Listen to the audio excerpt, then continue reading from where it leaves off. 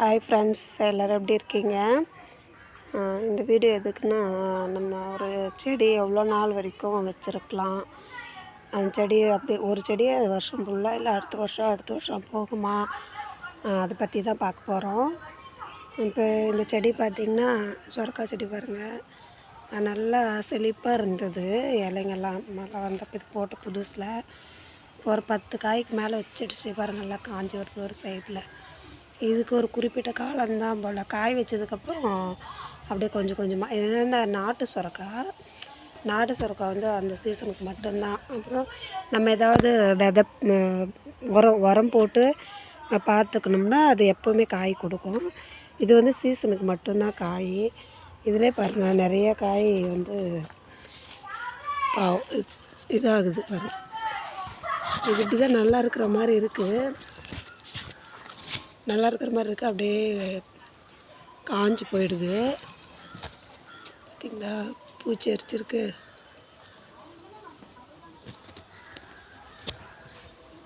பூச்சிங்க அரிக்க ஆரம்பிக்குது. இப்போ மழை பெஞ்சுது அன்றைக்கி ஒரு நாள். அது வந்து நிறைய காய்ங்க, நல்லா பெரிய பெரிய காய்ங்களே நிறைய அழுகி போயிடுச்சு. இந்த சொரக்காய், பூசணிக்காய் இதெல்லாம் வந்து எப்படின்னா, அது அந்த சீசன் முடிய அப்படியே காஞ்சி அப்படியே சருக்காக போய்டும் போல். அதுக்கப்புறம் அது வளராது போல். நான் இப்போ தான் ஃபஸ்ட் டைம் சொரக்காய் போட்டுக்கிறதால அது எனக்கு தெரியுது. எல்லாம் இந்த கொடி செடி வரைக்கும் அப்படி தான் போல். அது காய் சீசன் முடிஞ்சதுக்கப்புறம் அப்படியே காஞ்சி அப்படியே கொஞ்சம் கொஞ்சமாக அது அழிஞ்சிடும் போல் அந்த செடிங்க. அடுத்தது வாங்க இன்னொன்று காட்டுறேன். இங்கே ஒன்று சொல்லணும் என்னென்னா, இந்த கறிவேப்பிலை செடி பார்த்திங்கன்னா நம்ம உடச்சி விடணுங்க. இலை எடுத்து யூஸ் பண்ணிக்கணும். இல்லை நம்ம இப்படியே விட்டோம்னா இந்த இலைங்க பார்த்திங்களா ரொம்ப திக்காகிடுச்சு. அது வந்து இலை வந்து நல்லா முத்துடுச்சுன்னு அர்த்தம். அப்புறம் அதுக்கப்புறம் நம்ம அப்படியே விட்டோம்னா பறிக்காமல் அது அப்படியே இலை ஒரு இந்த மாதிரி இருந்தால் இலைங்கெல்லாம் பாருங்கள் நல்லா முத்திடுச்சு. அது மாதிரி பூச்சி அடித்த மாதிரி ஆகிடுது பாருங்கள். எல்லாத்துலேயும் புள்ளி விழுந்திருக்கு பார்த்திங்களா, எல்லா இலையும் புள்ளி விழுந்திருக்கு. எதுவும் ஒரு நம்ம என்ன பண்ணோன்னா இந்த மாதிரி இப்போ இது இருக்குது இல்லைங்களா, இது நான் நாளைக்கு தான் உடைக்க போகிறேன். அதனால் இப்போ காட்டுறேன். இது இதை நம்ம உடச்சி விட்ருணும். அப்போ அதுக்கப்புறம் பார்த்திங்கன்னா இது மாதிரி நிறைய பாருங்கள் கிளை வரும் சொல்லுவாங்க. நிறைய அதுக்குள்ளேருந்து சைடில் இருந்து நிறைய கிளைங்க வர ஆரம்பிச்சிடும். அப்போ தான் அது மரமாக வர மாதிரி நல்ல பெரிய செடி ஆகும். ஏன்னா நம்ம இப்படியே விட்டோம்னா இந்த இலைங்கெல்லாம் வேஸ்ட்டாக பாருங்கள், புள்ளி விழுந்து ஒரு மாதிரி வேஸ்ட்டாக தான் போய்டும். கொஞ்சம் ஒரு இதுவாக இருக்கிற மீடியம் ஸ்டேஜில் இதெல்லாம் பறிச்சிடணும். இது பூச்சிரிச்ச மாதிரி ஆகிப்போச்சு இலைங்கெல்லாம் நிறையா. இதை நான் எல்லாத்தையுமே நாளைக்கு உடச்சிட்டு போகிறேன். ஆனால் இது வந்து எப்பவுமே இருக்கும். இந்த மரம்ன்றது வந்து அது எப்பவுமே நம்ம யூஸ் பண்ணிக்கலாம். உடச்சி விட அது துளிர் வந்துகிட்டே இருக்கும். ஆனால் சில செடிங்க வந்து அந்த சீசன் முடிஞ்சால் அதை எடுத்துகிட்டு நம்ம வேறு புதுசாக செடி போடணும். அது என்னென்னா இதுவும் தான். மிளகா செடி அதேமாரி தான். இது பாருங்கள், சீசன் முடிஞ்சிடுச்சு. எல்லாம் நல்லா காய வச்சுது. சீசன் முடிஞ்சிச்சு, அவ்வளோதான். மிளகா செடி இதை எடுத்துகிட்டு நம்ம வேறு புதுசாக தான் நடணும். அவ்வளோதான். இது மாதிரிங்க சுருங்கிடுச்சுன்னா இதுக்கு மேலே இது வராது இந்த செடி. இந்த மாதிரி இருந்தால் செடி எடுத்துடுங்க. 1-2 தான் இருக்கும் பூ வைக்கும். அது குட்டிக்கிட்டே ரொம்ப பெருசாக ஒன்றும் காய் வராது. இந்த மாதிரி சுருங்கிடுச்சுன்னா செடிங்களை வந்து எடுத்துகிட்டு வேறு புதுசாக நாற்று வாங்கிட்டு வந்து நடுங்க. இல்லை மிளகா விதைங்களை போட்டால் கூட அதுலேருந்து வரும். அதை எடுத்து அப்புறம் நம்ம தனித்தனியாக வச்சு நாற்று நட்டுக்கலாம். மல்லி செடிலாம் பார்த்திங்கன்னா இதை நம்ம வந்து பிடிங்கி போட்டு வேறு வைக்க தேவையில்ல. இது வந்து நம்ம உடச்சி விட்டோம் இல்லை கட் பண்ணி விட்டோம்னாவே புதுசாக துளிர் வரக்கூடிய செடிங்க தான். இதெல்லாம் நம்ம அப்படியே விட்டுடலாம். இது பார்த்திங்கன்னா நான் பொங்கலுக்கு வேணும்னு காய விட்டலான்னு விட்டுருந்தோம். அது பார்த்திங்கன்னா பழுத்துடுச்சு போல். மற்ற வாழைப்பழம்லாம் இந்த சாம்பல் வாழை, பூ வாழை ஏதோ சொல்லுவாங்க, அது இலைக்கு அதெல்லாம் சொல்லுவாங்க. ஆனால் அதெல்லாம் பழுத்தா இந்தமாரி வந்து அழுகாது. ஆனால் இந்த மொந்த வாழை நம்ம மருந்து அடிக்காததுனாலையா என்னன்னு தெரியல. பாருங்கள் எப்படி பழுக்குதா. இது இப்படியே இருந்தால் நல்லாயிருக்கும். அவங்க பாருங்களேன், இங்கே பழமாக இருக்குது, இங்கே கொஞ்சம் காயாக இருக்குது, இங்கே கொஞ்சம் அழுகி வருது. நம்ம அறுத்து வச்சா பழுத்தா நல்லா இருக்குன்னா சுத்தமாக அப்படியே கரிஞ்சு போயிடுது. அது கொஞ்சம் இதில் கஷ்டமாக இருக்குது. நாளைக்கு இந்த ஒரு சீக்கிரமே விற்று நல்லா வீணாக போய்டும். பழம் பழுத்த நம்ம சாப்பிட்டா பரவாயில்ல, இந்த மாதிரி அழுகினே வந்துச்சுட்டு அது வேஸ்ட்டாக தானே போகும். வாயு ப்ராப்ளம் இருக்கிறவங்க அதிகமாக சாப்பிட மாட்டாங்க. அதனால் நாளைக்கு எட்டுமே விற்றுடலான்னு இருக்கோம். ஒரு காய் 10 ரூபான்னு இங்கே விற்கிறாங்க. நான் ஒரு 20 காய் இருக்கும். விற்றுட்டு ஒரு சீப் மட்டும் சின்னதாக இருக்குது, அதை மட்டும் விட போகிறோம். இந்த மாதிரி இருந்தாலும் விடக்கூடாது போல். உள்ளுமே அந்த காய் கூட லைட்டாக மஞ்சள் கலரில் ஆகி வருதுன்னா மஞ்சள் கலரில் அப்படியே உள்ளே அப்படி தான் இருக்குது அப்படின்னு பழமாகிற ஸ்டேஜில் இருக்குதுன்னு நினைக்கிறேன் அதுவுமே. அதனால் நாளைக்கு இந்த காய் வந்து அறுத்துட்டு போகிறோம். அடுத்து இது பார்த்திங்கன்னா பொன்னாங்கண்ணி நல்லா துளிர் வரும். துளிர் வரும்போது நம்ம என்ன பண்ணால் உடனே கட் பண்ணிடணுங்க.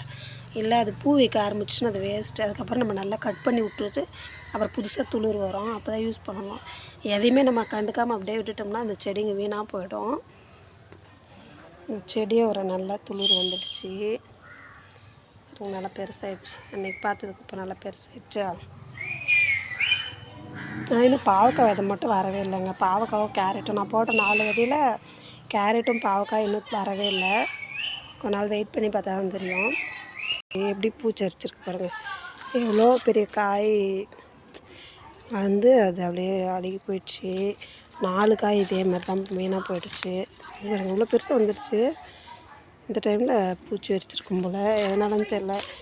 மருந்து எதுவும் அடிக்க மாட்டோம் இல்லையா, அதனால் அது நிறைய மருந்து அடித்தாங்கன்னா இது பாருங்கள். இங்கேயும் ஒரு காய் அப்படியே வாடி போயிடுச்சு. நிறைய காய் ஒரு 4-5 காய் அப்படி தான் வாடி இது வாங்க. இது எதனாலன்னு தெரில பூச்சி அரிச்சிருக்கு. இது நாட்டு சுரக்காங்க. இந்த பச்சை லைட் பச்சை இருக்குல்ல அது வந்து விட இதுதான் சாப்பிட்ணும், ரொம்ப நல்லது அப்படின்னாங்க. இதை நாளைக்கு அறுத்துட்டு வந்த சொரக்காயை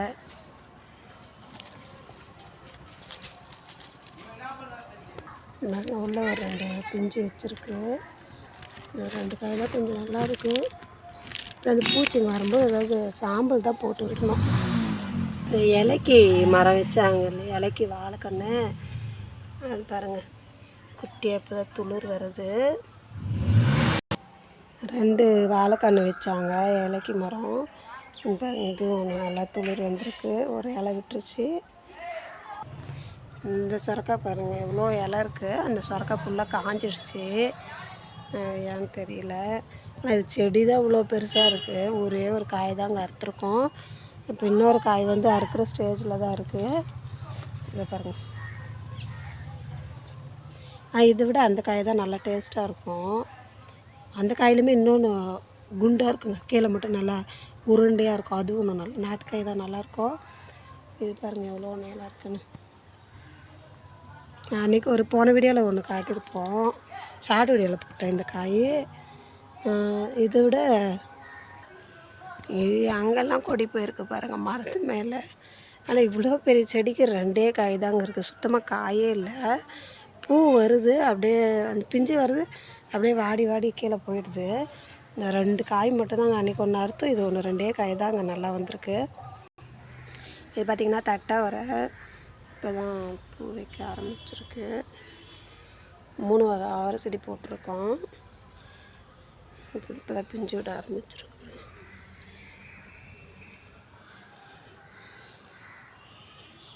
விட்டுருக்கு பாருங்கள் இருங்க காய். இந்த மாதிரி தான் தட்டையாக வரும் இந்த காய்.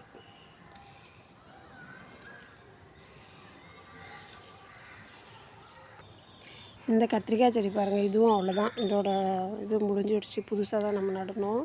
இந்த மாதிரி செடிங்க சுருங்கிடுச்சுனாவே இதெல்லாம் எடுத்து போட்டுருங்க. நான் 1-2 காய் இருக்குன்னு விட்டுருக்கேன். அவ்வளோதான். இந்த செடி வேஸ்ட்டு தான். பாருங்கள் இந்த சுருங்கிடுச்சு. இந்த மாதிரி சுருங்கிடுச்சுனாவே இது வேஸ்ட்டு தான். அதுவே காஞ்சிடுது வேறு பாருங்கள். இதுவே அது காஞ்சிடுது. இந்த மாதிரி தான் எடுத்துகிட்டு புதுசாக நாற்று வாங்கி வந்து நட்டு விடுங்க. தக்காளி செடி இன்னும் பூ வச்சுருக்கு. இதுக்கு முன்னாடி வச்சதெல்லாம் மழையில் வீணாக போயிடுச்சு. இது பாருங்கள் நல்லா பூ வச்சுருக்கு. பார்க்கலாம். பார்த்திங்கன்னா கரும்பு நான் பொங்கலுக்கு கவர்மெண்ட்டில் ரேஷன் கடையில் கொடுப்பாங்கள பெரிய கரும்பு ஒன்று, அதை வந்து வாங்கிட்டு வந்து ஒரு சின்னதாக ஒன்றே தான் நட்டு வச்சேன். பாருங்கள் எவ்வளோ கரும்பு வந்துருக்குங்க. ரொம்ப ஹைட் இல்லை, பரவாயில்ல, வீட்டுக்கு யூஸ் ஆகுது இல்லைங்களா. இப்போ 10 கரும்பு இருக்கும்னு நினைக்கிறேன். பொங்கலுக்கு அறுத்துடுவாங்க. ஒரு வருஷம் ஆகல. பொங்கலுக்கெலாம் இதை கட் பண்ணி எடுத்துடுவோம். பொங்கல் வைக்கிறதுக்கு யூஸ் பண்ணிப்போம்.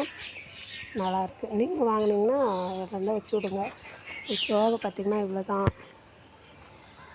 அந்த மாதிரி தான் வரும். கரும்புக்கு அவ்வளோ ஒன்றும் இடத்த வந்து இது பண்ணாது, இது வச்சு விடலாம். அது அடிக்கரும்பாக வைக்காதீங்க, இந்த நுனி கரும்பு இருக்கு இல்லையா அதை தான் வைக்கணுமா. நான் அடிக்கரும்பு வச்சா ரொம்ப மெலிசாக இருக்குது, அது மண் நல்ல மண்ணாக இருக்குதான்னு பார்த்து வைங்க. இது கரும்பு வந்து இந்த அடிக்கரும்பு இது அடிக்கரும்பு சொல்லுவாங்க, அதை வெட்டி வைக்கக்கூடாது. இந்த நுனி கரும்பு இருக்குங்களா, நீங்கள் வைக்கும்போது